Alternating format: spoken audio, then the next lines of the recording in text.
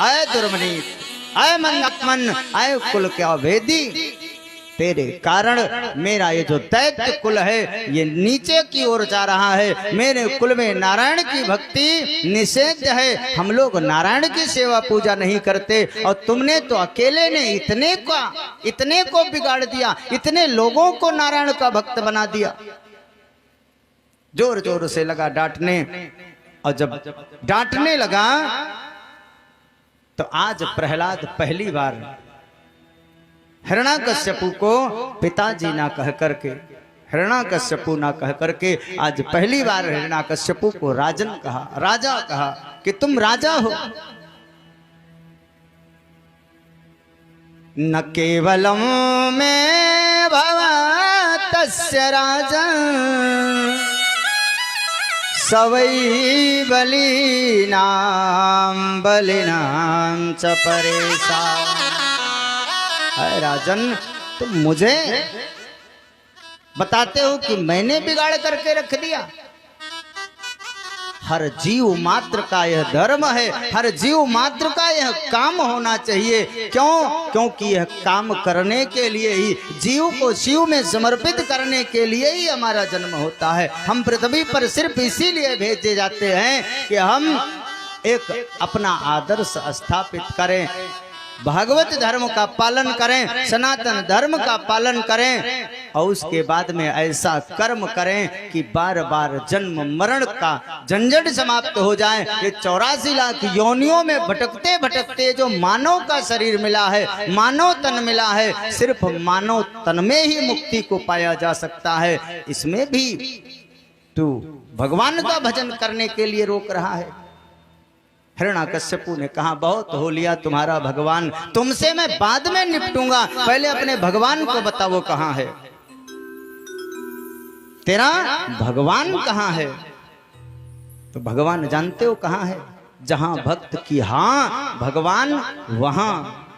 सूर अनेक फिरे कन मांगत, आपको तमाम सूरदास जी मिल जाएंगे भिक्षा वृत्ति करते हुए, भीख मांगते हुए। सूर अनेक फिरे कन मांगत, पै पद सूर सो स्वाद कहाँ, करताल मजीरा बजाती फिरे, मीरा मतवारी सो चाह कहाँ।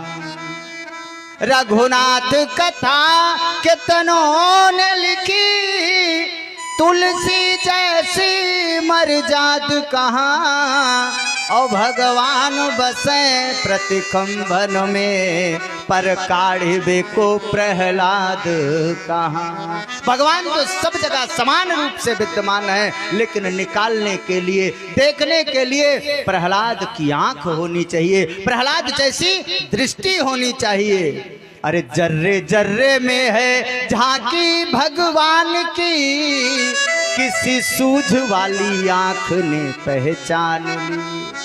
आंख होनी चाहिए, कौन सी? बोले सूझ वाली। ये लौकिक आंख है, इससे परमात्मा नहीं दिखाई पड़ेगा। क्यों? क्योंकि ब्रह्म इंद्रियों का विषय नहीं है, ब्रह्म इंद्रियों का विषय नहीं है। इन लौकिक आंखों से परमात्मा हमें दिखाई नहीं पड़ेगा। उसके लिए पारलौकिक आंख होनी चाहिए, उसके लिए पारलौकिक दृष्टि होनी चाहिए। जब आंख बंद करो और हनुमानगढ़ी का नजारा देखो, आपको दिखाई पड़ेंगे, और आंख खोले रहोगे तो जगत को देखोगे, और आंख बंद करके जब अंदर चक्षु को खोलोगे, अंदर की आंखों को खोलोगे, तब जगदीश दिखाई पड़ेगा। और जब तक ये जगत को देखने वाली आंख है, तो जगत को देखने वाली आंख जगदीश को देख नहीं सकती।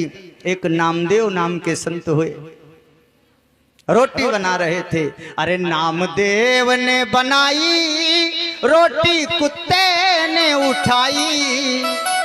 रोटी बनाई और देख रहा था कुत्ता झपट के भगा, और जब झपट के भगा तो सोचा नामदेव ने तो सूखी लेकर के जा रहा है।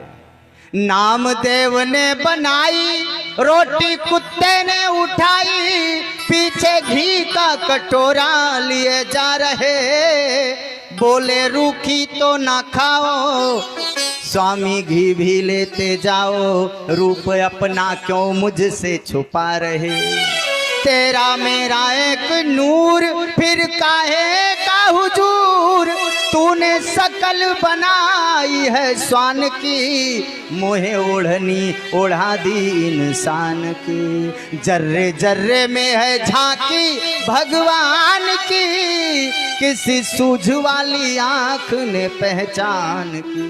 हर जगह परमात्मा, लेकिन देखने के लिए नामदेव की दृष्टि होनी चाहिए। देखन को घनश्याम की मूर्ति चाहिए, सूर की आंधरी आंखें। सूरदास की अंधी आंखों से परमात्मा दिखाई पड़ने वाला है। ये जगत को देखने वाली आंख जगदीश को कदापि नहीं देख सकती। क्यों? क्योंकि ब्रह्म इंद्रियों का विषय नहीं है।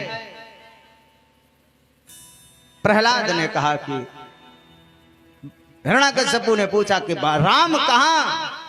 प्रहलाद ने कहा सब ठाव। बोले क्या इस प्रस्तर के खंभ में? बोले हाँ। हाँ सुनकर नर के हरि जागे। और जैसे ही हाँ कहा, परमात्मा उसमें, परमात्मा का प्राकट्य उसमें हो गया और उसके हाथ में गदा थी। जोर से प्रहार किया प्रस्तर के खंभ पर, उस पहाड़ पत्थर के खंभे पर जोर से गदा से प्रहार किया और जोर से गर्जना करते हुए उसी में से नरसिंह भगवान प्रकट हो गए। बोलिए नरसिंह भगवान की जय हो।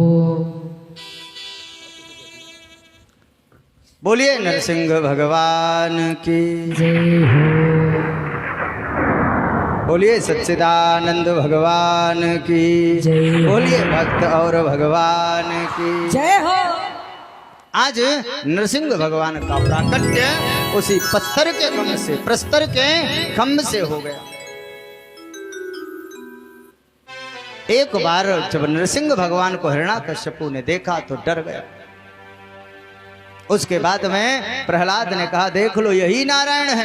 हिरण्याकश्यपु ने तुरंत ही गदा उठाई और जोर से दौड़ पड़ा नारायण भगवान के ऊपर प्रहार करने के लिए। अभी समय काफी है, इसलिए नारायण भगवान पूरा समय, जब तक गोधूली बेला नहीं हो गई, सायंकालीन बेला नहीं हो गई, तब तक हिरण्याकश्यपु को इधर उधर दौड़ा रहे, उनके साथ खेल रहे हैं। और जैसे ही गोधूली बेला हुई, जैसे ही सायंकालीन बेला हुई, हिरण्याकश्यपु को उठाया और उठा करके लेकर के आए, उसके ही उस विद्यालय के द्वार पर ला करके बैठ गए, बीचों बीच दरवाजे के, और अपने विशाल जंघाओं के ऊपर उसको लिटा लिया और बोले आज तुम्हें मैं मार दूंगा।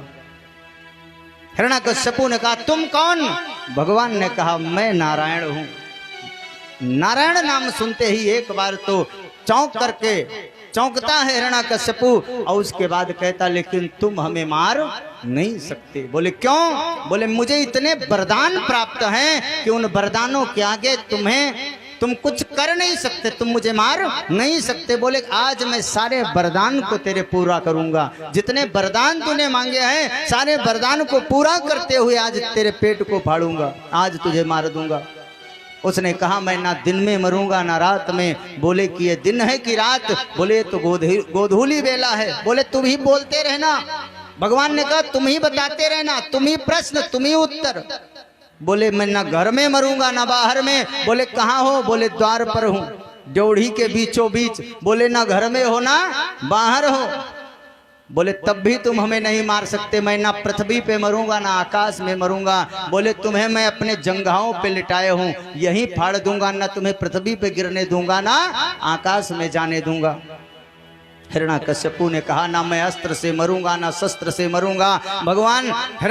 आज भगवान नरसिंह ने कहा मैं अपने इन नाखूनों से तुम्हारे पेट को फाड़ दूंगा, किसी अस्त्र शस्त्र की आवश्यकता मुझे नहीं है। बोले ना मैं नर से मरूंगा ना मैं पशु से मरूंगा। भगवान ने कहा मैं कौन दिखाई पड़ता हूँ, नर की पशु? बोला कि तुम तो नर भी दिखाई पड़ते हो आधे में और आधे में पशु दिखाई पड़ते हो। बोले तब ना मैं नर हूं ना मैं पशु हूं, इसलिए तुम्हें मार सकता हूं।